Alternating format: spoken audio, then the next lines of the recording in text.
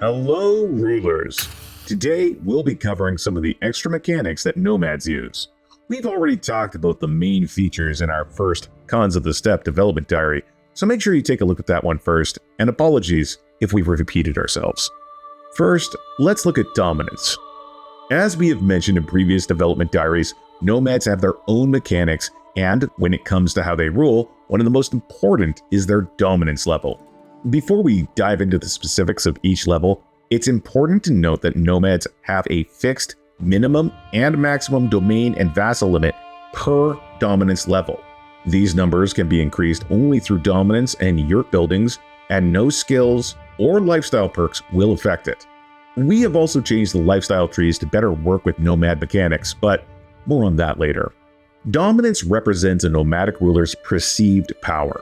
It can be increased by a prestige cost once the character reaches the necessary herd to unlock the next level.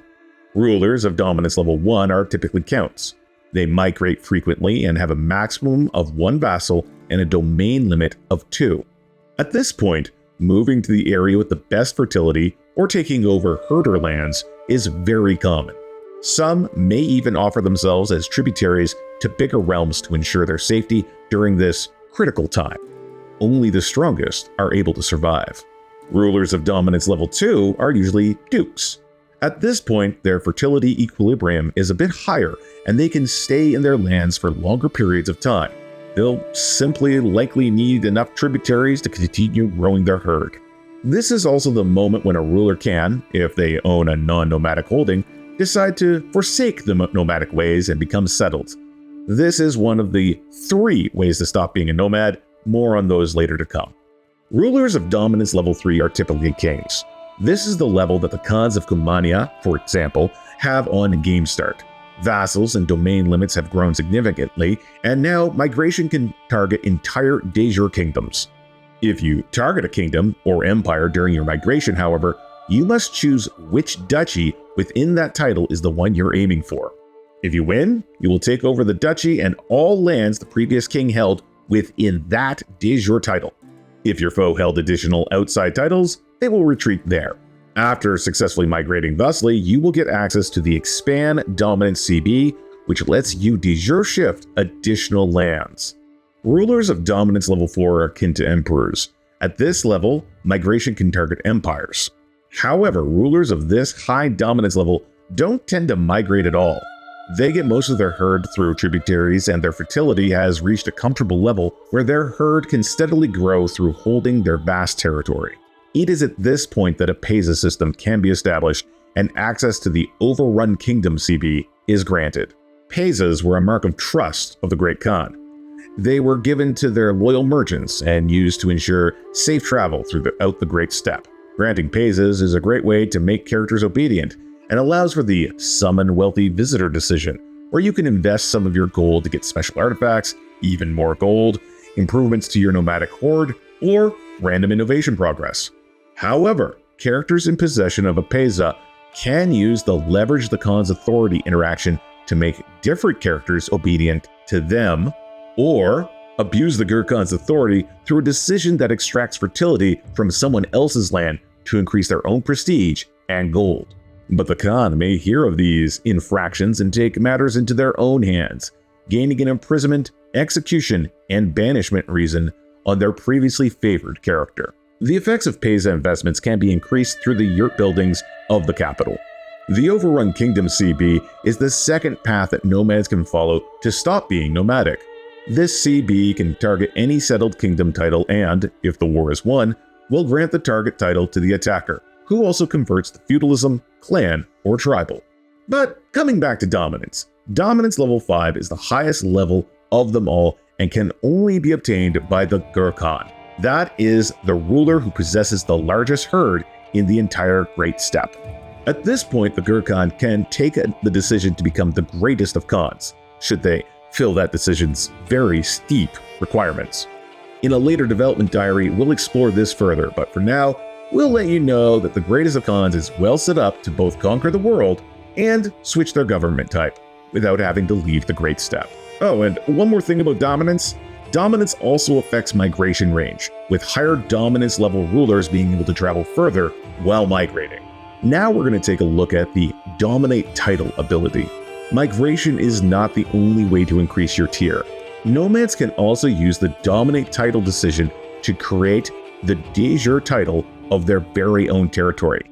They just need to fight everyone in the desired area. Dominating a title replaces the regular title creation for Nomads. In this step, no amount of document fabrication will prove that the title belongs to you. Only fighting everyone in the area will. And now let's look at the Fertility Equilibrium mechanic. We have already talked about county fertility in our first dev diary, but we have not yet explained Fertility Equilibrium. Equilibrium is the prediction on how fertile a county will become over time. It is where the fertility growth and consumption meet, and it can be affected by terrain types, seasons, Kurultai task, and the holder's learning skill. Equilibrium is higher the bigger your domain is, representing your herd traveling throughout different counties to graze, rather than being confined to just one county. This means that higher dominance rulers are able to live a more settled life within the steppe without having to abandon their nomadic ways. A county will always tend toward its equilibrium, which means that it will grow until it reaches it, or decrease if the current value is higher. Now let's look at settlement issues. County control slows down the rate at which fertility grows by a percentage equal to the current control. So the fertility growth will only be optimal when control is at 100%. To address control, we have introduced settlement issues. After migrating, either peacefully or not, Nomads will be greeted with some contracts regarding the problems presented by moving to a new area. These contracts will usually help increase the county control, which allows for a better fertility extraction and a much calmer life. These contracts have 3 possible tiers, as usual, and some extra rewards. Now we're going to look at steppe seasons. Nomads live in the Great Steppe, divided into 3 regions: Western, Central, and Eastern. Each of these regions has its own active season, which may or may not differ from another's. Seasons affect the fertility of the regions, but they also offer modifiers to how people, and even animals, behave, with additional effects on subjects, warfare, herd, and characters. There are 2 good seasons, 3 bad, 1 especially good, and 1 quite bad, all of which are also reflected on the map's visuals. Let's go over them now. Abundant grazing offers 25% fertility growth to any county in the region. It's a calm time, and rulers are generally happier, with increased vassal opinion and more herd given out using the demand herd character interaction. Men-at-arms are also 20% cheaper to maintain, as food supplies are well stocked, and hunts are 50% cheaper to host. Next we have Everlasting Summer. It represents the perfect climate for the land. It is a time of leisure and abundance that brings 75% fertility growth. Supply limit in the Great Steppe is also 50% larger, and vassals and tributaries have both an increased opinion and increased herd contribution based on their contracts. Into the more unpleasant nature, the severe drought is the first of the bad seasons. Fertility consumption is increased by 20%. However, this means that people are more willing to migrate, and every courtier will increase their opinion of you after a peaceful migration. Rulers are also more likely to accept peaceful migration requests during this time, and the Conqueror CB gives out prestige in the steppe, which they normally don't. Herd gain is slower, but so is their conversion into horde riders. This is because more resources are needed for the same results. During Zud seasons, the weather is especially adverse, which pushes characters to seek protection from stronger and more resourceful nomads. During these seasons, the demand obedience and demand as tributary character interactions have a higher acceptance chance. Characters are also slightly more likely to gain the ill trait. A cold Zud brings strong winds and blizzards. The extremely low temperatures force the livestock to use most of their energy to keep warm. A white Zud occurs when the snow settles over the grazing lands, making it impossible for the livestock to reach the grass. This is reflected by a 40% increase to the fertility consumption. The retaliation CB, given when someone moves into your tributary's lands but refuses to pay you tribute, is now free. And upgrading your horde riders into better men-at-arms is 25% cheaper. However, the supply limit is 20% smaller. A Havsarsen Zud is the combination of 2 or more types of natural disasters. It is a time of great adversity, with grazing lands impossible to find and hardship in every possible direction. The county fertility is completely gone, but that doesn't mean that you're out of options. Demanding tributaries still has a higher acceptance chance, and the Desperate Times decision becomes available. In it, you can pay some prestige and make all your people obedient, as well as unlocking the Invasion CV to try to get you out of the steppe, no matter your situation. The Retaliation and Humiliation CB, used against nomadic rulers of higher dominance than you, are now free as well, and characters have a 30% increased stress gain. The other special season is the Blessing of the Blue Sky, which is much nicer to everyone involved. During a blessing, fertility grows with a 300% increase. The supply limit within the Great Steppe is also 100% higher. Tributaries and vassals have better opinions of their overlords, and characters have 25% less stress gain. We have nudged all these seasons so they're more likely to happen after the Mongol invasion of China. Once All Under Heaven releases, that is. And the Mongol invasion of Europe, as climate change was one of the factors that drove them out of the steppe. They can only happen once in the entire game, and their chances also grow each 100 years after the game's start date. It matters not if the 10 years of the previous season haven't concluded, these seasons will take over whenever they reach their turnover point and propagate all regions. If you are blessed, you can grow an enormous herd that will help you take over the world. If you encounter the Havsarsen Zud, you will soon discover that the only possible way is out. Rulers will also try to migrate to other regions if the local season is much better than theirs, and they have the necessary resources to do so. Now we're going to take a look at a new court position, the Stargazer. It's one of the main tools that nomadic rulers have when it comes to predicting upcoming seasons. This court position also acts as a substitute to the court chaplain, as they have been replaced by the Kurultai. And this court position can help guess what the next season is based on their aptitude. On the other hand, if the Stargazer's aptitude is poor, there's a chance they will predict 2 entirely wrong seasons or 1 right one and 1 wrong one. Their reasoning at this point is unpredictable. They will come with 2 court position tasks, oversee preparations, and guide shepherds. Oversee preparations is a bit of a special one, and its effects change based on the seasons, as they are trying to ensure the best possible outcome. Therefore, they may help manage fertility during a cold Zud, or increase piety gain during a blessing. The guide shepherd's task helps herder subjects gain the seasoned pastoralist trait, which increases the rate at which they replenish fertility of their held counties. And now, one of the big things, the Kurultai Succession. All nomads have a unique and new succession law, the Kurultai Succession. During a Kurultai Succession, your 2 oldest children of eligible genders and the 4 members of your Kurultai will either approve or disapprove of your choice of heir. Their approval depends on whether they are obedient or not, so ensuring an obedient Kurultai should be among your highest priorities if you are aiming for a smooth transition, that is. During a stable succession, all of your titles go to your preferred heir with no partition and no harsh consequences. On the other hand, if 1 or more members of your Kurultai are not obedient, you will be facing a chaotic succession instead. The consequences of this are unpredictable, but they go from losing legitimacy and prestige, to one of your vassals stealing part of your herd, to even facing a realm-fracturing disaster like the splitting of the Great Mongol Empire. The consequences are not completely arbitrarily though, and they scale with your title tier, realm size, and the number of disobedient Kurultai members you have. So if you're a duke with only 1 disobedient member, you will not be punished as severely as a hated emperor. If the season is a Havsarsen Zud, the realm stability is shaken and the succession will always be chaotic. And now for the Nomadic Lifestyle Tree changes. Some changes were done to the lifestyle trees to make sure the perks would be adapted to the nomadic government and its needs. We apologize in advance for this ugly looking changelog, but this is easier and more to the point than writing out a complicated explanation for everything. First, diplomacy. Added the fellow tributary opinion and fellow confederation member opinion to defensive negotiations. Added increased aptitude to Boyan Sherabi core positions in Praetorian Guard. Added renown if you have a blood brother to inspiring rule. Added increased acceptance to demand as tributary and offer confederation to true ruler. Added monthly prestige per blood brother to bound by blood. And if you have a blood brother, you get 1 extra random skill point from friendly council. Changes to martial are as follows.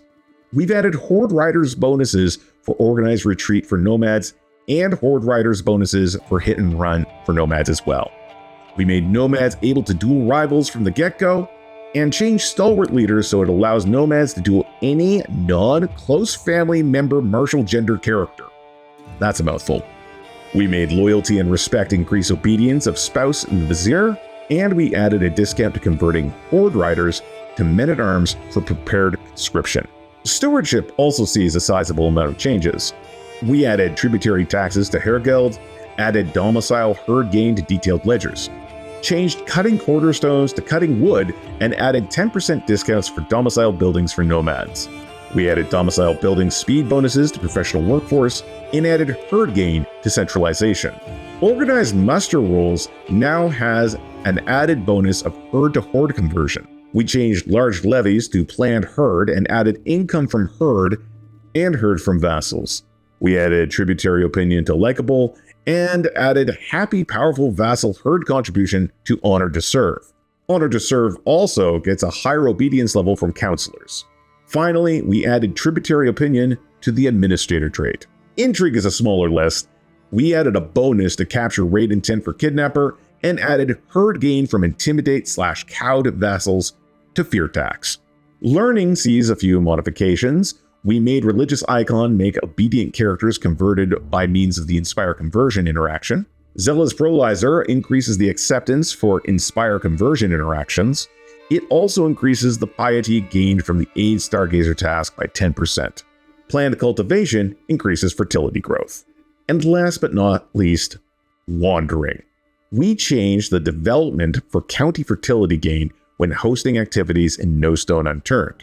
Likewise, we changed Souvenirs of Plenty for changing of the seasons and added a fertility and control bonuses whenever the seasons change.